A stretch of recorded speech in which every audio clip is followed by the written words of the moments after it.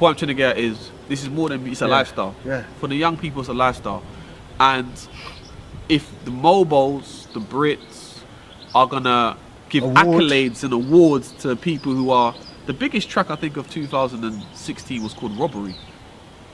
It's called Robbery. Is it? It's called Robbery. One of the biggest tracks was called Robbery. And this is what I don't like, yeah. A lot of probation people, to get people out of gang and stuff, they push people towards music, yeah.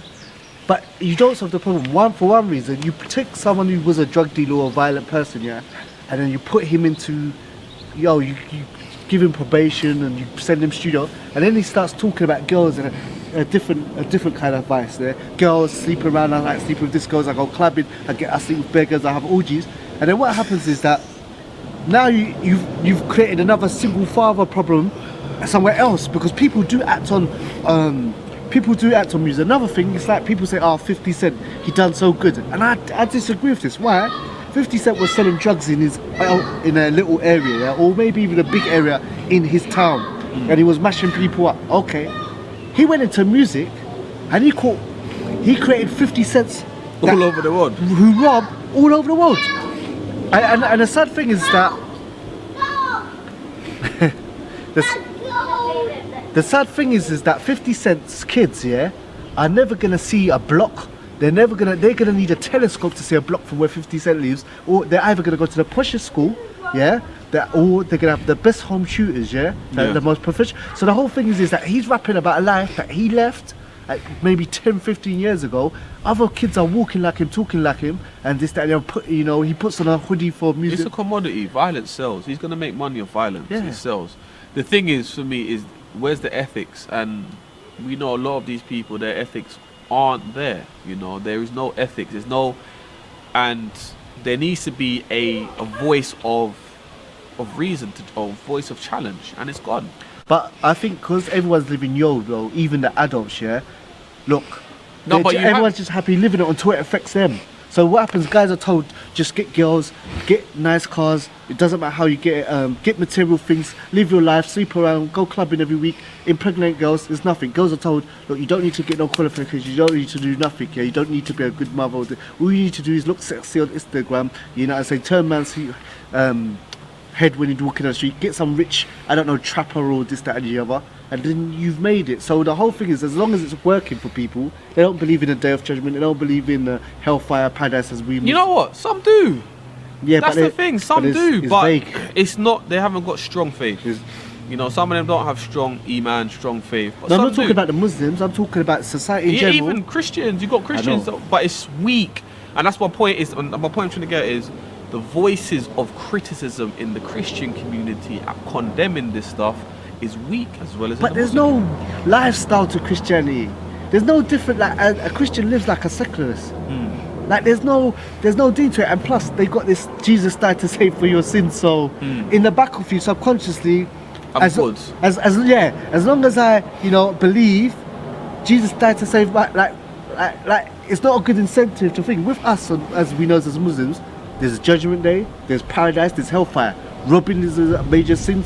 Sleeping around is a major sin. You know what I'm saying? I think that is in Christianity, but it's not pushed. What is needed is two things, which the wider community I don't see. I see it a lot in the Muslim community.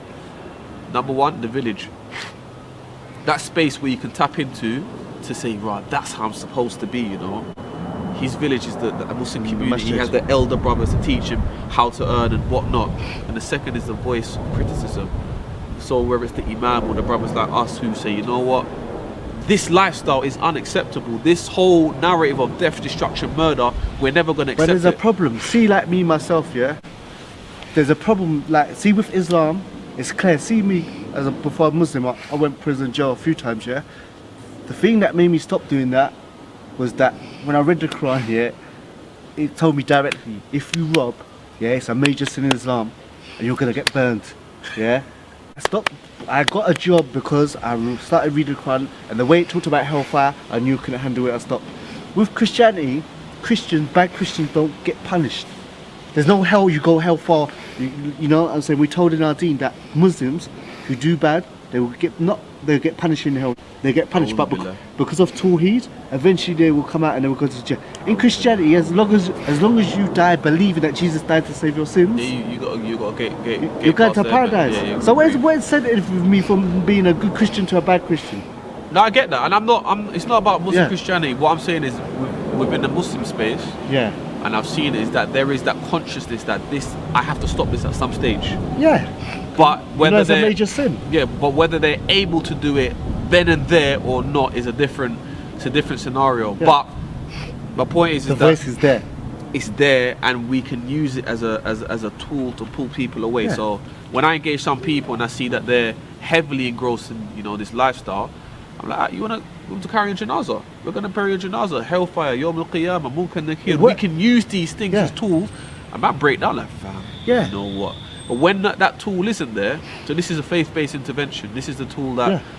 is looked down in a lot of spaces using faith, and for me, Islamic intervention.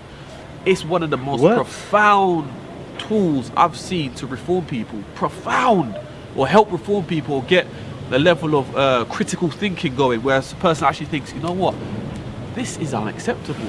I think that the verses in the Quran, yeah, about hellfire and the Hadith, yeah, the Quran and Sunnah, yeah, I think that's the more, yeah, to stop, yeah, like obviously Muslim black boys and stuff like that, in general, yeah, from doing crime, then the prison system, because the prisons, if you look at normal, general Caribbean, African black boys who are criminals, yeah, jail doesn't, the reoffending rate is 70-80%. Yeah. Yeah, it doesn't work.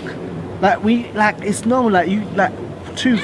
One thing, when you go jail and you're from a council estate, yeah, one, you're bigged up anyway because it's like you've gone to university or you've got a degree or something. Yeah, it's like if you come out of prison, yeah, you're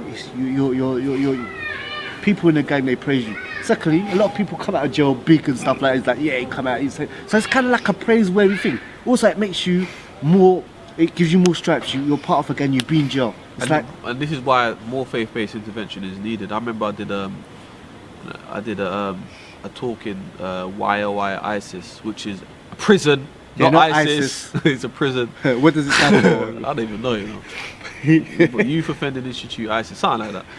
But it's right next to Belmarsh, so you can go look it up. And I did a spoken word there, and I gave a talk along with some of my other youth work colleagues, other people in my field, innit? And I remember, I spoke about faith, I spoke about Islam, I did some spoken word which, has some, things about faith and Islam in there. And about 4 days ago, I messaged on Instagram. Like, bro, who's this? On Instagram you can get a message where it says accept or decline. Yeah. I didn't know who it was. I'm like, right, what? Let me just read this and see what's going on. And it says, Assalamu alaikum, brother. You came to visit me at YOI ISIS, and I just want to say thank you, changed my life around. How can I reach out to you? He took Shahada. No, he's Muslim already. Oh, but he was just someone in the crowd. But faith-based intervention. Yeah. Hit the chest, try it. And for me, that there, I don't care what secular organisation or whatever, I will never ignore that. That is valuable, priceless.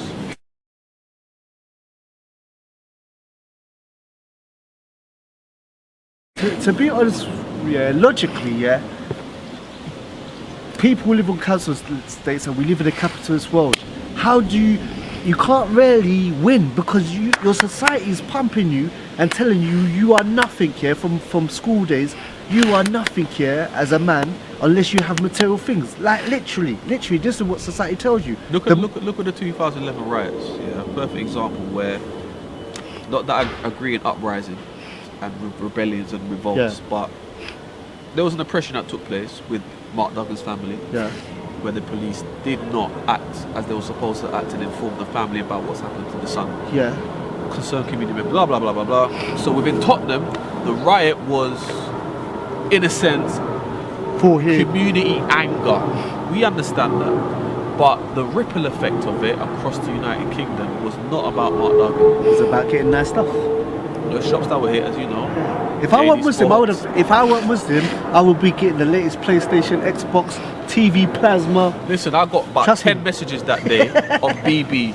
Abdul Kareem, My youth work, my Trust me. life, my deed was at the test that day. Like, Abdul Kareem, Yeah. we're gonna hit the belly. We're riding. One of my closest me. brothers, he hit me up hard. He was like, let's go tonight. We're riding out. Off the Brixton Splash. I'm looking at my BB like, nah. If I want Actually, it was Ramadan. I'll never forget. Me and one of my good brothers were praying Tarawih. This brother's, you know what I mean? It's about that life, but he's reformed, alhamdulillah. Praying Tarawih together. We've left, yeah? Walking Brixton was foggy. Bare smoke. I'm like, rah. The brother's like, babe, grab my arm. He's like, we're gone. He just dragged me in his car, yeah? And we was gone. When I checked out what was going on, bruv, people were in curries, they were getting vans, like they people were just have a van. JD Plasma, Sports, plasma. Foot Locker was burnt down. But that's YOLO. But what's this? WH Smith was untouched. A place that sells books. It was untouched. And that goes to show that capitalism drives our young people. So when they're out there chasing the money, the girls, the fast cars, you can't blame them, because as a person who I want everyone who watches this to research the most influential man of the 20th century. You probably never heard of his name, but this man has influenced you and you. His name's Edward Bernays. He's the nephew of Freud. He's the nephew of Sigmund Freud. Philosopher. Psychotherapist and the father of public relations. And he used media to manipulate the masses, i.e., I'll give you a perfect example. So I want you guys to think about this. I want you guys watching this to think about this. It's going to be a bit long-winded, but I want you to understand how we as a society are generally manipulated. This is a man who says the general people are stupid, and it needs only us, the small elite, to make you think that you're got your own consent and your own free will. Like but where could Is this like verbatim? What do you? So watch this. Yeah. Remember, this is a man that calls you and me Hussein stupid. His name's Edward Bernays. You can research him. He has a model of running society called engineering consent. Oh, Norm Chomsky. Yeah. Chomsky breaks it down. Engineering consent. I didn't know about Chomsky. May I like it? And Finkelstein and them, man. Rah, Hussein's got some levels out here, you know. But yeah, so Edward Bernays, yeah. Listen to this, and this is why I believe that the culture. Attacking the culture, you reduce violence. The tobacco companies had a dilemma. I think it's the 1950s or 60s. I can't remember the actual date. They had a dilemma. Half the population in America did not smoke. Do you know what half that was? The women. The culture in that space was that we are women, we do not smoke. That's for men. You can do that. We're feminine. We're this. We're that. We do not smoke. No problem. The tobacco companies like, we could double our profits in an instant if we got women to smoke. That's their thinking. We don't care about health, we just want to double our profits. So they went to Edward Bernays and they said, help us, you're a man, you know how to manipulate society. How can you get us to get women to smoke? He says, leave it with me. Edward Bernays went to his psychotherapist friends and thought, got some ideas. What is cigarettes and how can we get women to smoke? Edward Bernays being the man that he is, master manipulator, I was like, okay, cool. So there was a big event that was taking place where, I don't know, some big rally kind of event. A lot of press was there, and Edward Bernays is a media man. So we hired some debutants, rich, women who, he could just pay them to do it. When he hired about, 200-300 of them, brought them to this event, yeah, situated them in the event at key spaces, and he said when I give the signal, every one of you pull out your cigarettes and start smoking. So he gave the signal.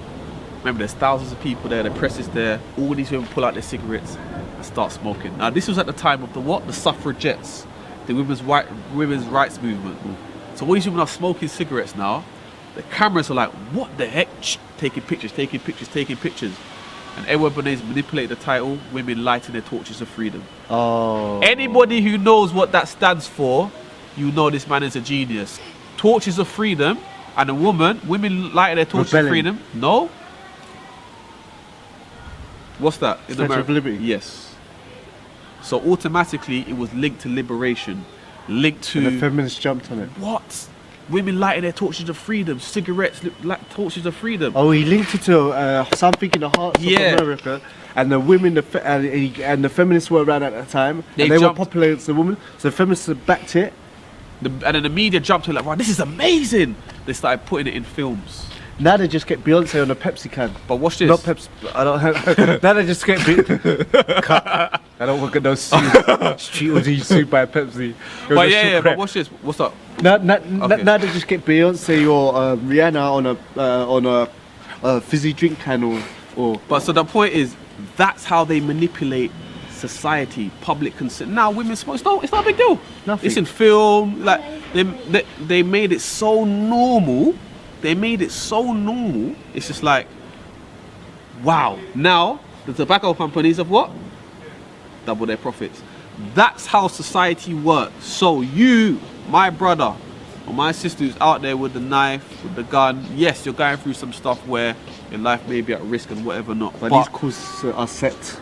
The way how these people engineer society is not a mistake. That is you from Bricky, Peckham, Halsden, Tottenham. Handsworth, Hockley, where Moss Side. It's you that live like this. It's no mistake.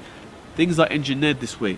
Social engineering. So exactly that. So you have to kind of understand the narrative of what's happening. I urge everyone to watch the documentary, The Century of Self, so you understand how this works, because it wasn't just used to get women to smoke.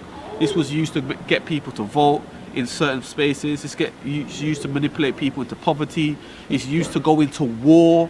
So engineering public thought, yeah, especially people in the black community, we're easy manipulated because we love culture, we love music, we love film, entertainment, and that's the way they get us. So And it's not just music, because you think And education. If you think it didn't work, why would they pay Beyonce to advertise this fizzy drink or that fizzy drink if it didn't work? what's that girl's name? Kylie Miley Cyrus. No, or- Kylie Jenner, I think it was. I'll say her name, whatever it is. Yeah. One of them women there, and they had the whole. It was a play on, the whole social uproar we have now in America, and they gave her a Pepsi can and she gave it to the police, and she was supposed to be representing the black woman that stood in front of the police. Basically, what they were doing is capitalizing off, the whole social uproar kind of stuff. Point is, I'm trying to get at is that you might not think it, but these people are experts in engineering consent. And So what they does- make you think explain that engineering. they manufacture it. They make you think that you are thinking what you're doing is your own choice. Yeah. Watch The Century of Self, Adam Curtis documentary, revolutionary, and it'll get you to understand how things are in terms of how the media is used as a tool for social control and social engineering. Think about it. Engineering consent. They engineer you to say, yes, I want to do this. And that goes with a lot of things in our society. And that's why I believe that we need counterculture. We need to have a critical mind in the culture that we subscribe to, dissect it and say, this is unhealthy.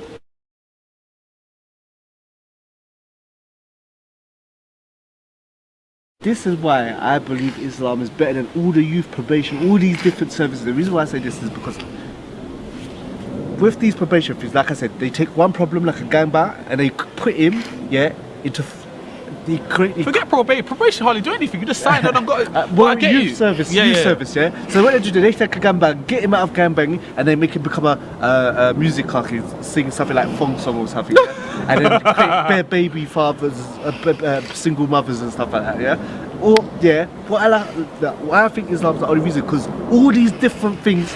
If you just follow the example, I know people are going to find this boring and stuff. If you follow the way of the Prophet, you solve them all. Like many people become Muslim because of something called Tawheed, because Islam is the only religion that says don't worship a man, a statue, an animal, or animal. Like there's many religions out there. They all tell you to do good, help the poor, help the elderly, help the homeless. But when you look into them, you'll find that God either is a man, or God is a woman, or God is a statue, or God gets hungry. If he doesn't become a man or a woman or a cow, It's confusion. God gets hungry. Okay, So much now confusion. most people like myself, I became Muslim not because I wanted to give up smoking weed and drinking and crime and stuff. I didn't become Muslim. I came it because it's the only religion that singles out God for worship. Through following the way of the Prophet and his companions and so forth, like I started doing serving. I stopped smoking. I stopped drinking. I stopped doing crime. Like all these areas, whether it be music, I don't listen to any music at all. I don't listen to whether you want to call it pop, soul, whatever. I don't listen to nothing. I don't need to. Before I needed to, yeah. I don't smoke weed. I don't need it. Before I needed it, I needed it. If I didn't have it, I'll be irritated and so forth. But what Islam does is that when you follow the way of the Prophet, you're truly independent. I don't have to listen to music or I'm gonna be. I don't have to smoke weed or I'm gonna be unhappy. And what is that? Well, I would just say that's London alone, yeah, or England alone, yeah. Where else, yeah? Where else will you find, yeah, a young person, 21, yeah, who used to be robbing, stealing, this, that, and the other, yeah? Stop robbing and stealing, yeah? Yeah, got married, yeah, working, sorted out his like Islam makes you get education, it makes you work, it makes you not swear, so all these things. When you practice apply it, when you apply it, yeah, you know Muslims that rob and steal this, that, and the other, but they will tell you blatantly it's wrong, yeah. But the whole thing is that if they apply it, I'm telling you, there's nothing. All these other different things, they might solve. Okay, the person sleeps around, they might solve that, but he traps.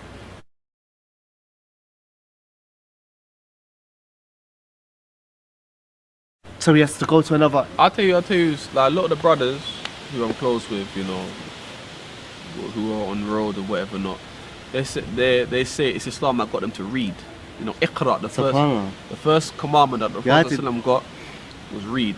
Islam is the trigger for that. I mean, even myself, like I remember, you know, my sister bought me a book one time for my birthday, and we don't celebrate birthdays. I don't celebrate birthdays, but this was before. Yeah. Before I started practicing, and I looked at this book like, are you taking it? Me and I joke about it till today. What am I supposed to do with this? Exactly, and I'm like, looked at it. There's no pictures. It had a shark on it. I'm like, wallahi, the only thing I used to read before I was Muslim was Vibe magazine. I wrote and comics. Source, and they was looking at the pictures. Yeah, it's getting gas. But anyway, I remember, like I started reading books, and then I had a bookshelf full of books. I'm just like, when I started practicing, Islam allowed me to read books, and then I heard this saying. I never heard it when I wasn't practicing. Heard it afterwards. If you want to hide something from a black man, put in a book. I said, Subhanallah. That's look at that. The world looks at us that way. But look at that.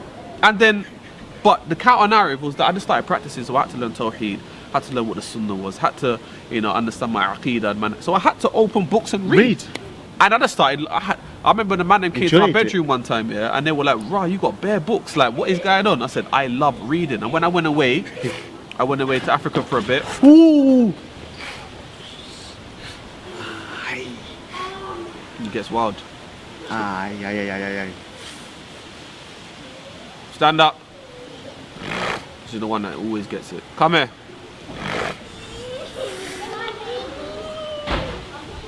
Pull up your trouser. Yeah.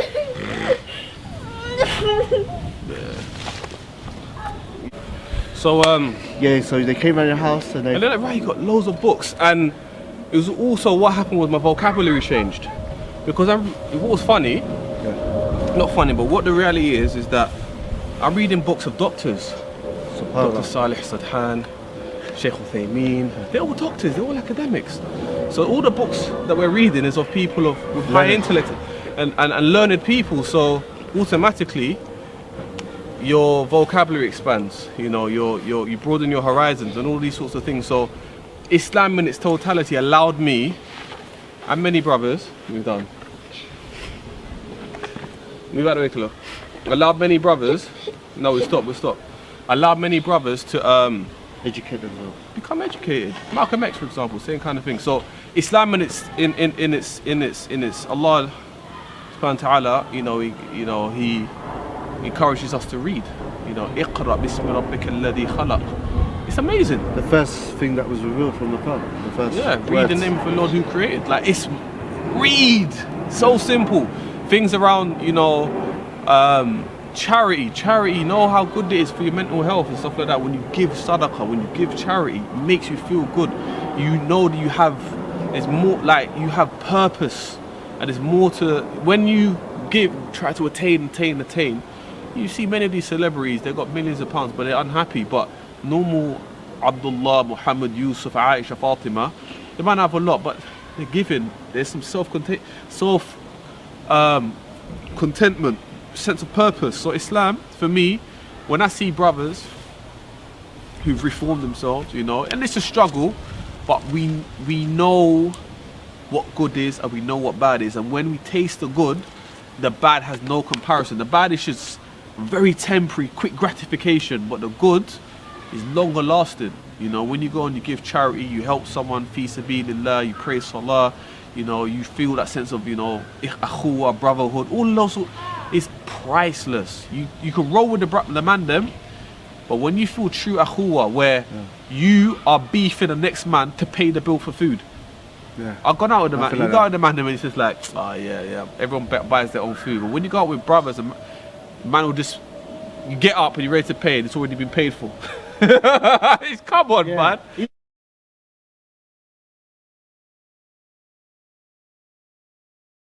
Even just when you see another brother like on the road, you don't even know. You don't know him. Will I? You give salams, embrace each other like a family member. It's stuff. I remember one of the most powerful things is when I first came to the masjid. Yeah, like I'm like, you come from. I grew up in Battersea and so forth, and you know, council say single parent, no father stuff.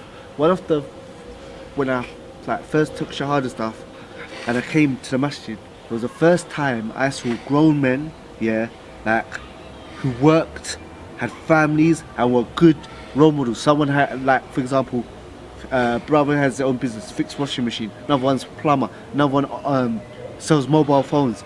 It's the first time I saw a young black person, yeah, who was a good role model, yeah. And there was tons of them. The village. And the thing is, they took me underneath. I went to be like the Prophet, but the Prophet and the companions are not around there. So these are the next thing after the scholars. These are the next part. These are people that are alive and you see them. Role models. It's straight role models. So the people and that's why sorry to cut in. Yeah. That's what I say. When a lot of the youth, like I started trying to practice at 18. You know what I mean? Before that, you know, without saying too much, I didn't see men around. Yeah. I wasn't seeing men. Where were groups of men where I can say, right, that's a group of men? So like I said, is that the first time when I came around the masjid, the mosque, first time I saw young black men who were responsible, were married, yeah, had children, had businesses, were working people. Yeah, so it's like the first time I literally saw Rob, because all the elder black men that I saw around Battersea, Surrey Lane, you know, lived in Brixton for a little while, this, that, the other. They were criminals. The only ones that I saw successful, quote unquote, were criminals. So basically, the people who had the convertible was someone who used to rob people, do smash and grabs. You know what I'm saying? Burglars, drug dealers and stuff like that. You know, I lived in Wandsworth for a bit as well. You know, so the people in the state that had nice things were criminals. It was only when I came to the masjid where I saw the same people who looked exactly the same. Obviously, they had beard. They was wearing the thobe that is that dressed. You know, their wives were dressed like, obviously, Mary the Mother of Jesus, were wearing niqab and stuff like that. And I was like, wow.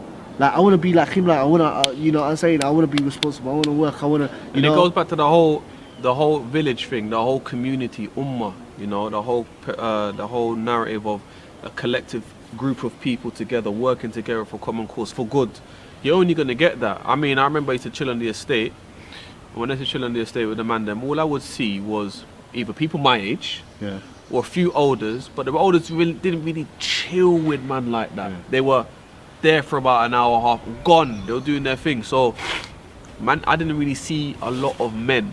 And when I went to the masjid and I saw 15, 16, 17 men at a time sitting down together, and I'm the youngest of the batch, or there's about a few of us younger brothers, a lot of older men, I'm like, also, this is how men operate as a group. Does that make sense? So it's like, oh, one of them, they'll have this business or that. Same thing with you. I'm like, okay, so that's how men operate collectively. Now, the younger generation, they don't see that. And this is why I say to a lot of men, you know, if you live on a block or live on an estate, you need to be present. If you're a man and you live on an estate, you need to be out there, washing your car with other men and be seen, not to be the scene and just running down women and be seen to be doing positive things. That vision, that's not seen anymore.